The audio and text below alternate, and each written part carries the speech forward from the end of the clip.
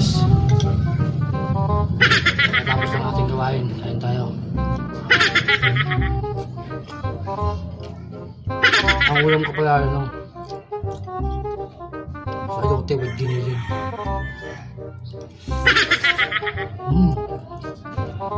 Sarap niluto ng mga tao. Hindi pa sila kumakain eh. Oh no! Gutom na ako eh.